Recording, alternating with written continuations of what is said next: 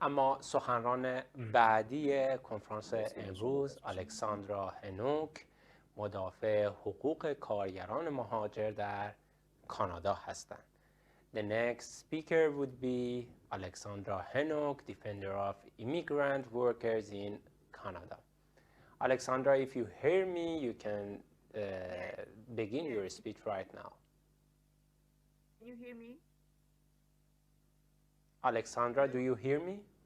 Yes, I can hear you. Can you hear me? Yeah, I hear you, please. Okay. Perfect. Yeah, thanks for inviting me. Thank you, everyone. My name is Alexandra. I'm originally from Colombia in South America.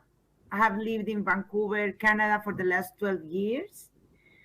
During the last decade, I have been supporting migrant workers in Canada, and I'll be speaking to you about this experience today. Canada's federal government has created programs to receive thousands of migrant workers, the so-called temporary foreign workers, every year since the 1960s. While migrant workers here come with a work permit through regulated federal programs, they face the same exploitation, stigmatization, and exclusion that other migrant workers in the world face. For instance, the Afghan migrant workers in Iran and other neighboring countries. In Canada, the temporary foreign workers programs were initially created to fill labor or skills shortages on a temporary basis in agriculture and care for children and ill people.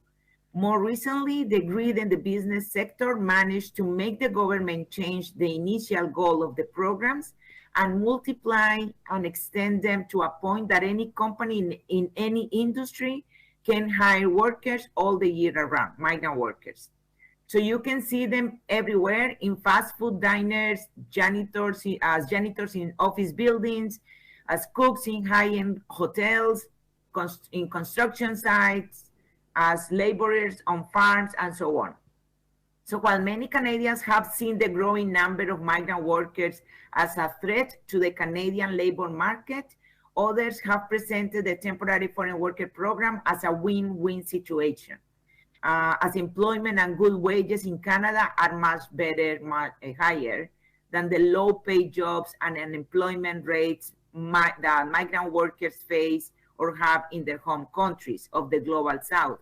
They're coming from Mexico, Honduras, Guatemala, Jamaica, Morocco, Tunisia, Vietnam, the Philippines, and the Solomon Islands, among other countries. They have come to Canada alone, leaving their families behind. They're not allowed to bring their families with them for decades, and yet many of them will not qualify for permanent residence. The reality is that this system of controlled migration and skilled labor has become more profitable for Canada and Canadian businesses, as it takes advantage of the power imbalance in the labor conditions that migrant workers face.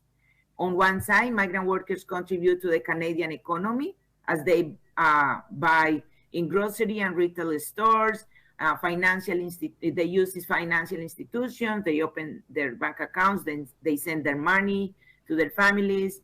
The airlines, the immigration system, all of them benefit from these workers.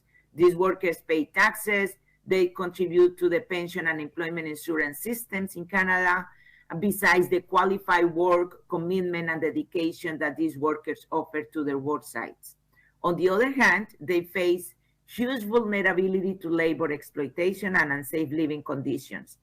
They come with a temporary work permit tied to one employer, so complaining or speaking up against labor conditions or the employer's abuse can easily turn into cancellation of their employment contract, deportation to their home countries, and blacklisting from the temporary foreign worker program, eliminating for them any possibility to return to work in Canada. This usually happens without the possibility for the workers to appeal or to be listened to by anyone.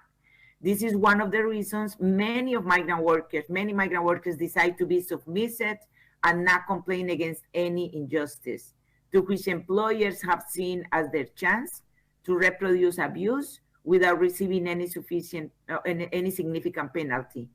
And others, other migrant workers decide to stay in Canada with an even more precarious status or as undocumented workers. Migrant farm workers also face negligence and scarce support from government authorities and other institutions that are supposed to be protecting their rights, their health, and well-being. Those working in the agricultural industry find themselves in a more difficult situation, working and living in the employer's properties, creating more possibilities for absolute control of their lives.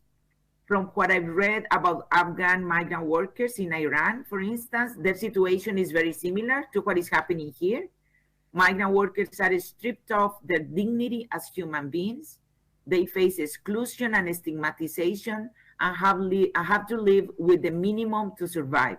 Not only do they struggle with substandard working conditions, but also with limited freedom, zero privacy in their lives, and constrained social and human relations.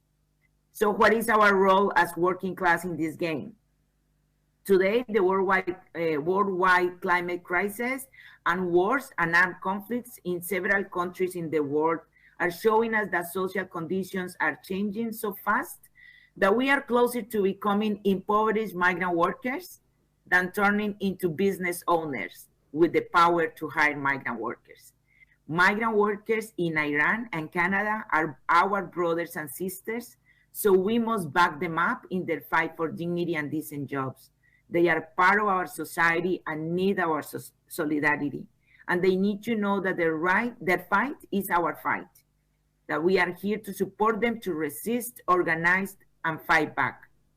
We are ready to support them whenever they are ready to speak out and demand to be treated with dignity like human beings. Whenever they decide to stand up against those who abuse them, we are here to back them up. Let's demand together workers' rights for all. Let's march together to resist and burn down this racist, misogynist, sexist, exploitative, and capitalist system. Migrant workers' rights are human rights. Happy May Day, International Workers' Day. Thank you.